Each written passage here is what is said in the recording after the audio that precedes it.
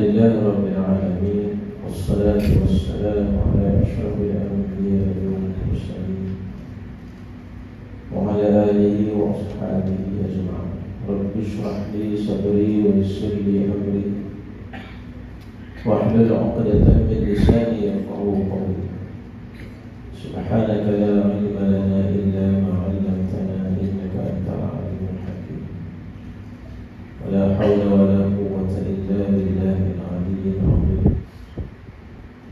اللهم لا سهل إلا ما جعلته سهلا وأنت تجعل الحزن والصعب من شئت سهلا يا رب العالمين. أما بعد،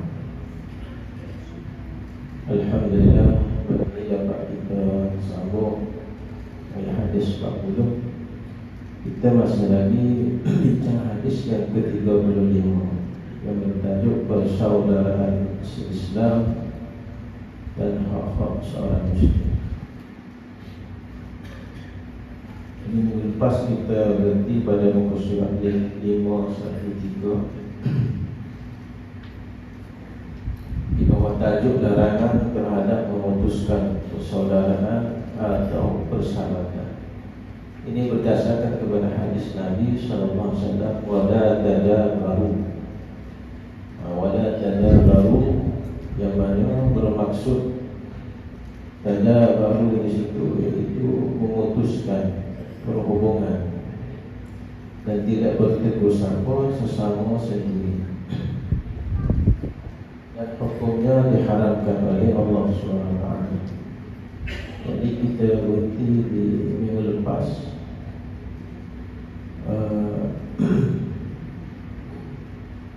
sebagaimana diharuskan memulaukan ahli bid'ah yang jahat dan penyeru-penyeru ke arah ketaatan kepada hawa dan pembukaan jalan kepada kesesatan.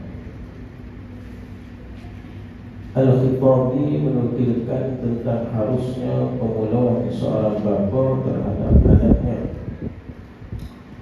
dan begitu juga seorang suami terhadap isterinya jika semua pemulauan itu dilakukan atas maksud pendidik, yakni takdim, dan diharuskan melebihi 3 hari.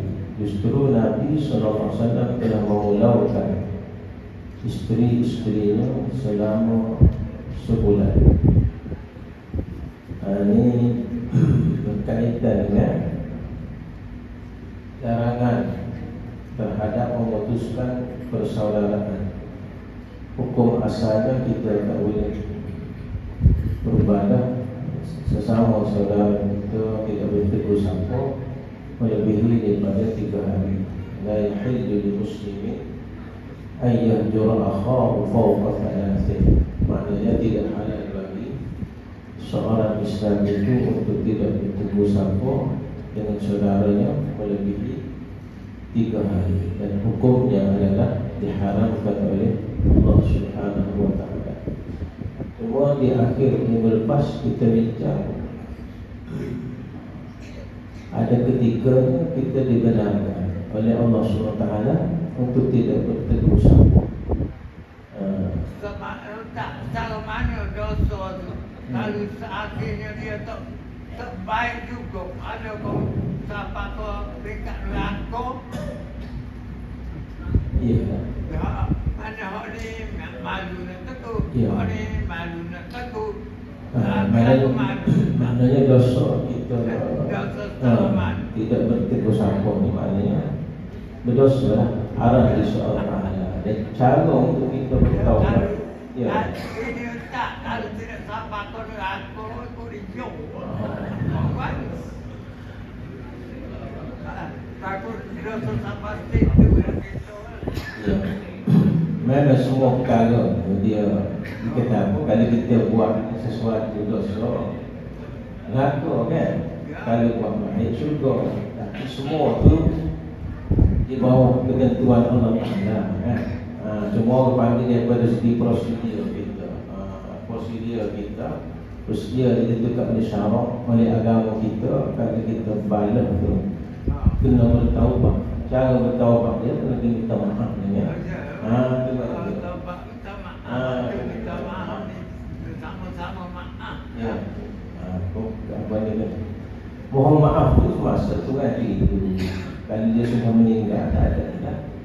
Maka kita tunggulah pengadilannya di hari akhirat nanti. Pengadilan akhirat besok.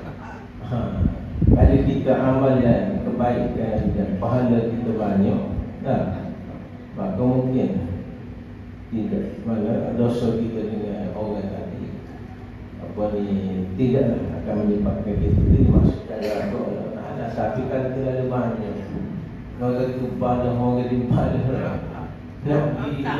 pada masa besok kita boleh jumpa belakang. Boleh. Memang boleh jumpa belakang. Nabi bayangkan sebelum kita dimasukkan ke dalam syurga, kita akan ada pengadilan. Kita akan jumpa dengan orang yang kita buat salah dan sebagainya untuk kita sama-sama balas di situ. Di situlah lagunya tukar pahala dengan dosa dengan pahala itu yang Nabi sebut muflis akhirat tu kan. Kalau kita muflis akhirat, maka Allah Ta'ala campur kita dalam neraka. Nama mana tak tahu dah. Sebab kalau kita beriman tidak kekal dalam neraka, kita tidak akan kekal dalam neraka. Itu syaratnya beriman. Syaratnya beriman. Yang kekal dalam neraka ni orang tidak beriman. Orang beriman tidak kekal. Cuma sebab apa dia dimasukkan dalam neraka? Sebab dia banyak dosa tadi. Kita kembali kepada tajuk kita ni. Maka di sini ada beberapa keadaan yang Nabi kita benar boleh balikkan, boleh balik, boleh tasik kerja, boleh kita nak buat mana pulau dia. Ini berlaku kepada sahabat Nabi dalam peristiwa peperangan Tabuk.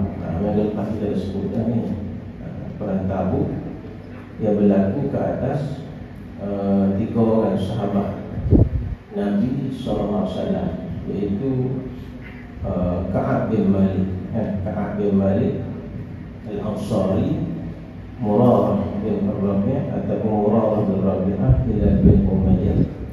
Yang mana 3 orang ni orang panggil apa, cuan ataupun galib dengan urusan duniawi dia, sehingga dia terlepas untuk pergi bersama Nabi ke dalam peperangan Tabuk bersama Nabi kita Muhammad sallallahu alaihi wasallam. Kita cerita dengan cepat bagaimana Ka'ab bin Malik dia bercakap benar, ada cerita kepada Nabi perkara yang sebenar sebab apa dia tidak menyertai peperangan Tabuk. Ada cerita dia galib dengan kebun dia sehingga dia terlepas untuk bersama dengan tentera Islam. Lalu Nabi kita perintah kepada para sahabat radhiyallahu anhu supaya memulaukan 3 orang ini selama 50 hari. Jadi Ka'ab kita betapa sempitnya bumi Madinah, di mana orang Madinah, sahabat-sahabat Nabi semua dan Nabi sendiri apabila diberi saja Nabi tak jawab saja. Orang Madinah pun tak jawab saja. Bahkan dia suruh lukis dengan isteri dia. 10 hari dia lukis dengan isteri dia. Jadi apa ni cerita ni dirakamkan oleh Allah Ta'ala dalam Quran. Dalam surah At-Taubah Allah Ta'ala sebut ala thalathati alladhina khulifu hatta idza daqat 'alayhim al-ardu bima rahabat wa daqat 'alayhim anfusuhum wa dhannu an la malja'a min Allah illa ilayhi thumma taba 'alayhim liyatubu inna Allah huwa at-tawwabur rahim. Allah Ta'ala kata dan Allah Ta'ala menerima pula taubat 3 orang yang ditangguhkan taubat mereka, penerimaan taubat mereka. Allah Ta'ala sebut 3 orang, Ka'ab bin Malik, Murarah dan Hilal tadi. Jadi Allah Ta'ala sebut dalam Quran, ada ayat ni turun selepas 50 hari Nabi buat pemulawan mereka, menunjukkan bahawa Allah Ta'ala telah menerima taubat ketiga-tiga orang sahabat ini. Ceritakan dalam surah Taubah. Hingga apabila bumi yang luas ini terasa sempit pada mereka, jadi sempit. 50 hari tak kecek dah. Kita tak kecek hari semalam ni sempit dah. Kan paling ni tak kena ngaji tak kecek dah. mengaji 3 sehari semalam seluruh dunia ni, dan hati mereka pula menjadi sempit, bukan setakat fizikal dia, dunia bukan jiwa dia jadi sempit kerana menanggung duka cita sedih, serta mereka yakin bahawa tidak ada tempat untuk mereka lari dari kemurkaan Allah melainkan kembali bertaubat kepadanya. Ini sifat 3 orang sahabat ni, sebab dia orang beriman, dia orang mukmin, dia yakin bahawa dia buat silap, dia buat salah. Ini adalah kemurkaan Allah Ta'ala. Ini adalah hukuman, balasan daripada Allah Ta'ala. Dan dia kata tidak ada lah yang boleh menerima taubatnya kecuali Allah. Maka dia berserah Allah Ta'ala, walaupun 50 hari bersabar tunggu apa yang akan berlaku.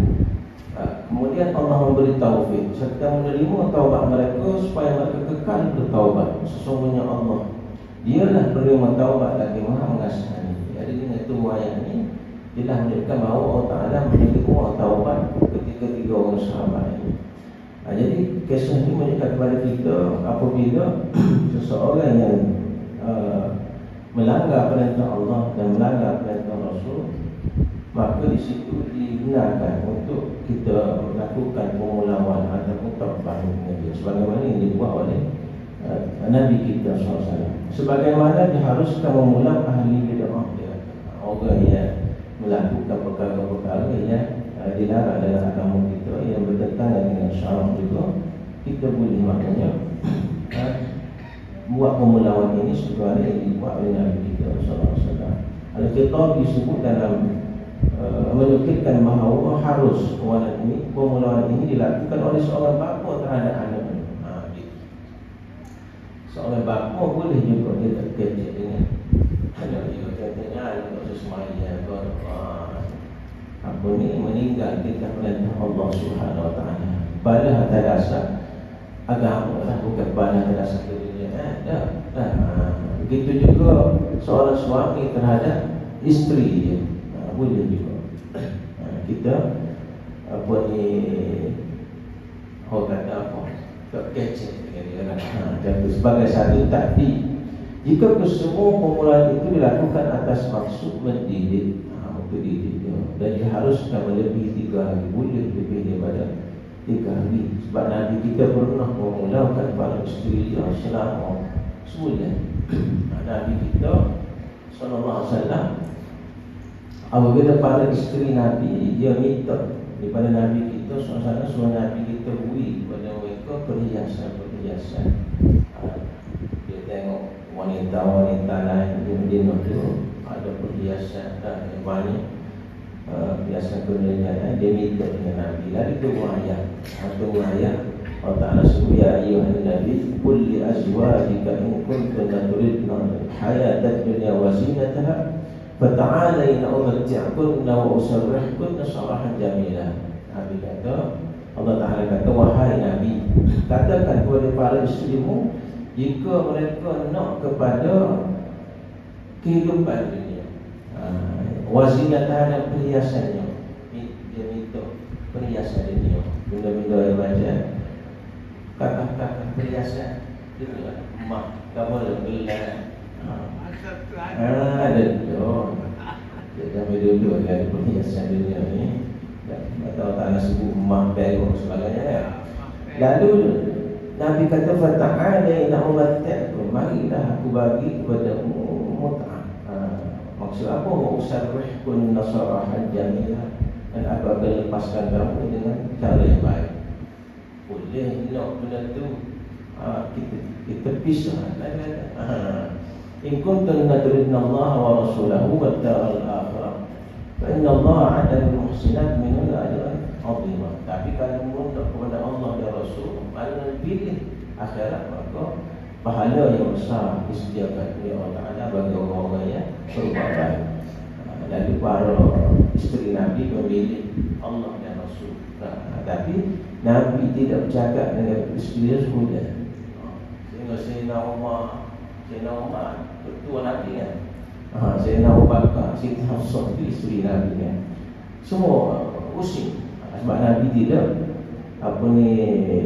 bercakap, bertegur dengan para isteri dia.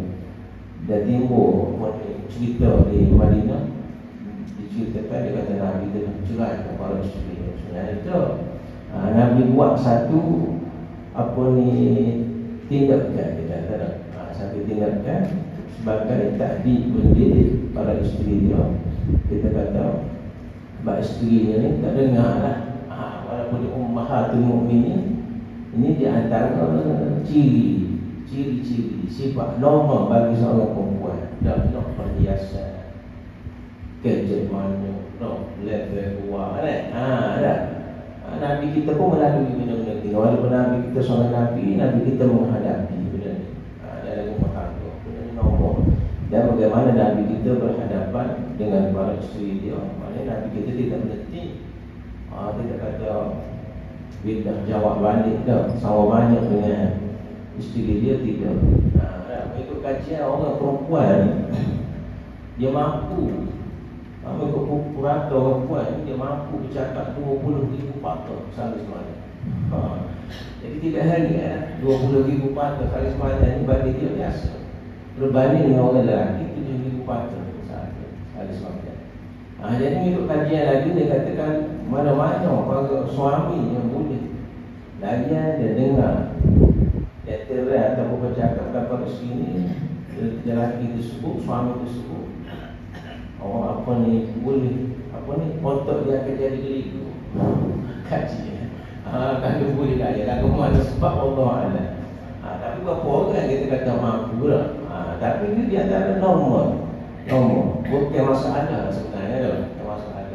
Kita kata benda tu satu di Quran macam muzik tak kira siapa, tak kira isteri siapa. Dia tak kata isteri para terima, para ustaz abju, tak kira mana. Dia serupa rebak cemburu.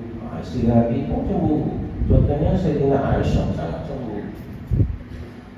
Dia selalu tadi pergi dengan Sayyidina Zainab bin Jahsh. Dia cemburu.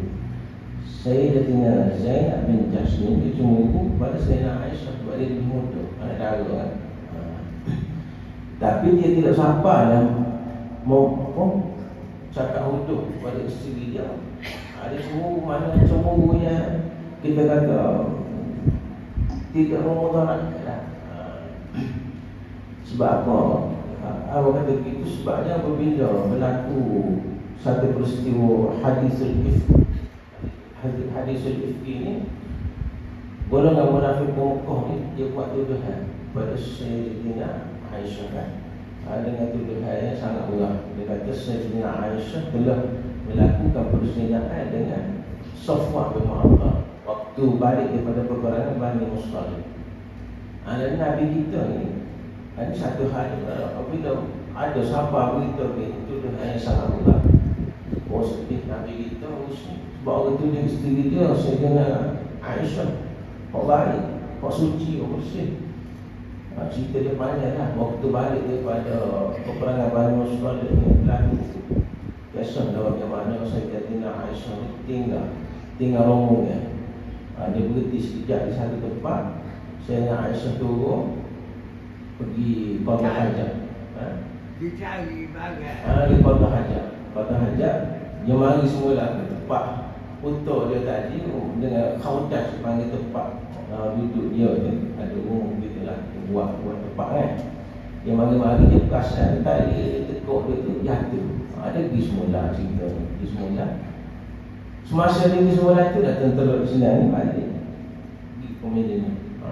Dia angkat komedi ni. Dia mari-mari tak ada. Jadi dia duduk tempat dia tunggu. Dia kata aku pun duduk situ tunggu tertidur. Tunggu kadang-kadang tentera Islam balik tu. Mari semula ambil dia lah ingat. Dalam keadaan itu Safwan bin Mu'attal tu kelewat sikit. Mari dah ke belakang. Sampai situ tengok ada Sayyidina Aisyah duduk situ. Dia pun suruh naik atas kuda dia buat dia. Tapi dalam perjalanan ni Abdullah bin Ubay bin Salul, orang munafik Mekah kan, tengok. Lalu dia buat cerita. Dia kata Aisyah dengan Mu'attal ni telah, Safwan bin Mu'attal ni telah melakukan perzinahan. Cerita lah. Jadi Nabi kita ni usia dia nak buat agama wahyu tak tu. Usia tak tegur. Aisyah dia nak tegur. Aisyah balik mak ayah dia duduk rumah mak ayah dia. Saya nak gambar macam mana kuasa kan. So kan tentu isteri itu buat dia kan. Lalu apa nama Sayyidina Ali radhiyallahu anhu koyak ke Nabi kita. Mungkin tanya orang yang baik dengan Aisyah. Saya orang pada antaranya Barirah ramai lagi lah. Dan ada seorang yang dia tanya, dia tanya Barirah, dia tanya, hai Barirah, mu ada dengar ada cerita pasal Aisyah betul dia berzina? Tak ada. Aisyah kata betul. Kalau aku kenal Aisyah ni orang tu, memang sangat-sangat tu. Dia tak mungkin dia buat benda tu lah. Nabi kata betul. Saya seorang yang dia ditanya juga, Sayyidatina Zainab bin Jahsh. Sayyidatina Zainab bin Jahsh ni macam kita kata setuju lah dengan Aisyah. Tak, cuma sama. Tak ditikai banyak dia kata tak. Apabila Nabi kita SAW ditanya Sayyidatina Zainab, Zainab jawab tu. Dia kata, setakat aku kenal Sayyidatina Aisyah orang tu, orang baik. Tak, orang warak dan sebagainya. Tak mungkin Sayyidatina Aisyah melakukan perbuatan tersebut. Cerita kepada kita bagaimana para isteri Nabi radhiyallahu anha ni, Zainab Zainab bin Jahsh ni, dia tidak kata jahat juga kepada Aisyah. Tak, patutnya apa perlu lah ni, balik apa perlu lah. Boleh kata, betul Nabi Aisyah jahat tersebut secara dia suka-suka dia dah ada. Dia mana dia tidak menimbulkan masalah kepada madu dia tadi. Dia berlaku dah. Dia cerita kepada kita sikap dia ada pada para isteri Nabi radhiyallahu anha. Jadi yang berlaku peristiwa ini pada Nabi kita SAW, Nabi kita pulang sebulan. Sehingga turun ayat ni supaya Nabi kata dua kepada para sahabat, para isteri dia, sama ada nak ke kehidupan kemewahan dunia ataupun nak kepada Allah dan Rasul. Dari para isteri Nabi, ummahatul mukminin, pilih Allah dan Rasul. Jadi kita pun begitu jugalah. Kalau kita dalam keluarga kita, apa kita kenalkan, apabila kita kata orang yang rapat dengan kita itu tidak mahu taat kepada Allah Ta'ala, isteri kita, anak kita, dan ada antara cara untuk kita mendidik, mana tidak salah kepada kita, mana tidak bertegur. Ini rasa tak payah buat. Ada banyak yang minta tegur ni. Minta tegur siapa lah. Cuma masalah takut kita, bila tak tegur kita pun jadi sedih. Lebih pada bini lah. Bini tak ada apa-apa, kita pun sebagai suami tu sedih. Tak ada sudah kita. Mula nak dibujuk tadi. Sebab ada satu cerita di ada seorang ustaz dia berceramah, dia cerita apa ni, ada seorang imam dia di satu masjid, di satu mungkin lah, yang di satu mungkin, kita cerita lah mungkin mana-mana tak, dia ceramah takut buat keluarga bahagia.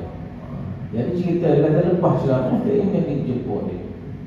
Saya pergi jumpa dia. Dia kata imam pergi jumpa dia ni ada benda-benda biasa Dia minta apa dengan ustaz ni, kita ustaz ni buat air tawar ke dia. Jadi ustaz ni kata, Allah, dia kata Allah air tawar. Pada dia muda, pada timur tu kalau muda orang betul kita tu dia kata ustaz lebih orang lain mak beli berapa dah lebih kena buat air tawar kamu. Jadi ustaz kata tak mahu buat air tawar. Bak buat ini Allah dia kata ini maksud ni. Ini maksud kamu. Mana tu email ni bini-bini pun ada masalah juga. Ada masalah. Dengan maksud apa dia umur. Ada ke mana apa ni? Ustaz kata, kuat semua dia. Jadi ustaz ni kata sudah gitu. Kalau orang tawakal. minta tolong lah ustaz, buat ditawar. Dok, benar-benar nak suruh biar dia redak sikit. Tak tahan dah. Habis hayat dah boleh dah. Habis hayat. Ni kan orang cerita ni. 20,000 patah. 20,000 patah hari semalam dia boleh kecil.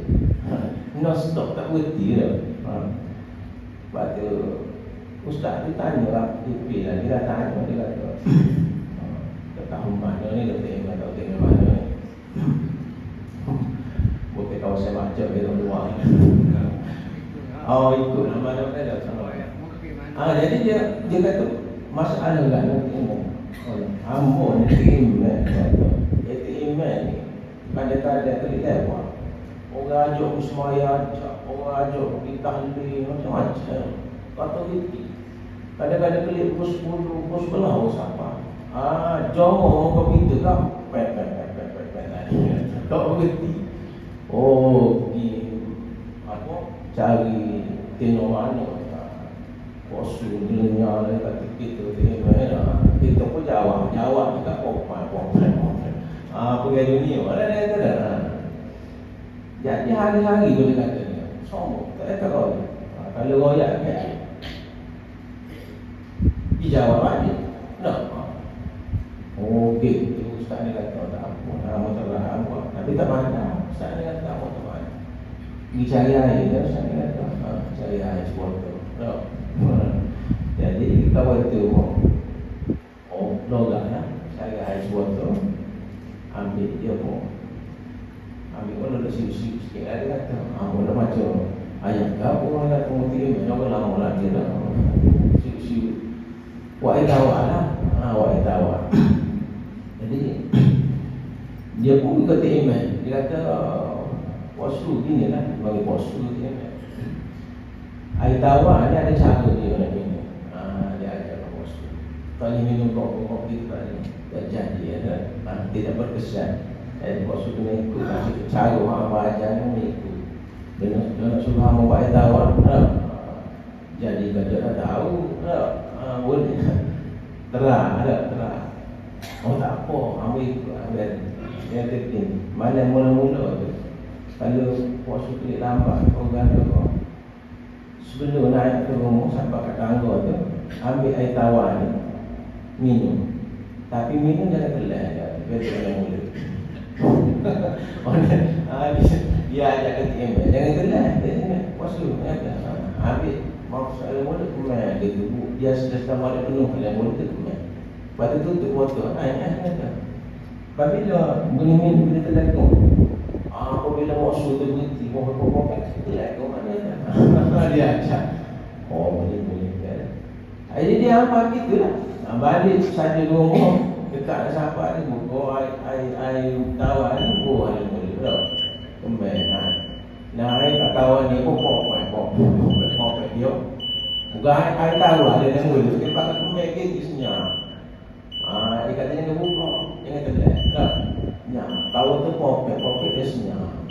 Sebelum ni kawan tu pok dia juga. Ni pokok-pokok dia senyap.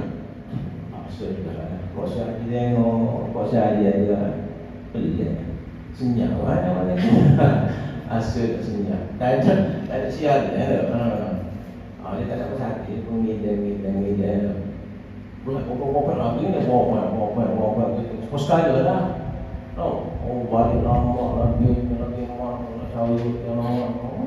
Buruk pokok.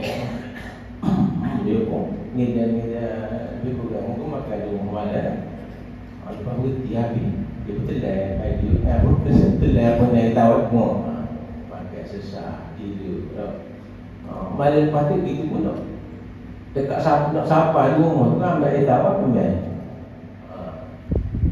jangan buka jadi kena 3 malam pusing muas ni pusing pula bapa poso hari dia tak suka cik dia ni bapa usahlah naik usi nak mati dah kau lagi dah benci kau hamba dah kau ni dia tak kata poso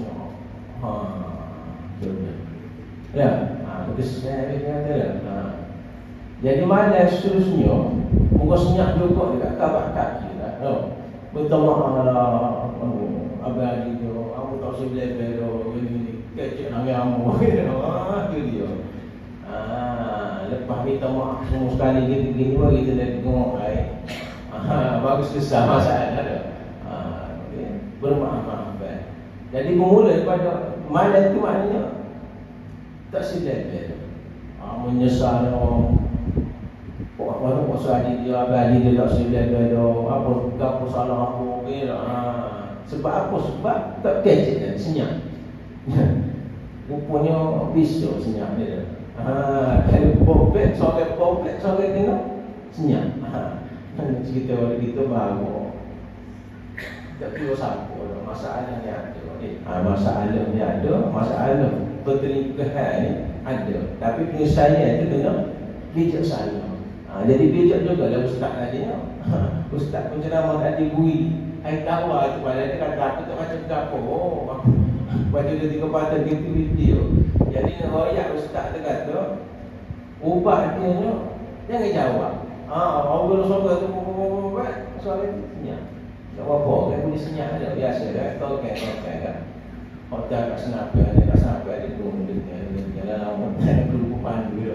Sesal. Jadi dia ni kita tengok bercerah bunga Surabaya ke apa tu sebabkan masalah ni. Tak mau popek atau popek dah. Cerah tangan. Di situlah mana cerita Allah ada. Mudah-mudahan kita semua berada di atas seperti Allah. A'udzubillahi minasyaitonir rajim. Bismillahirrahmanirrahim. Alhamdulillahirabbil alamin.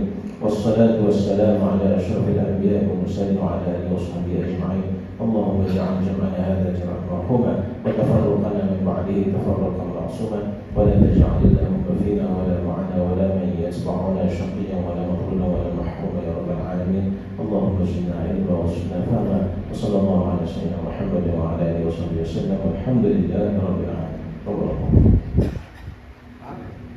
Jadi sama-sama Islam ni jika daripada Karbala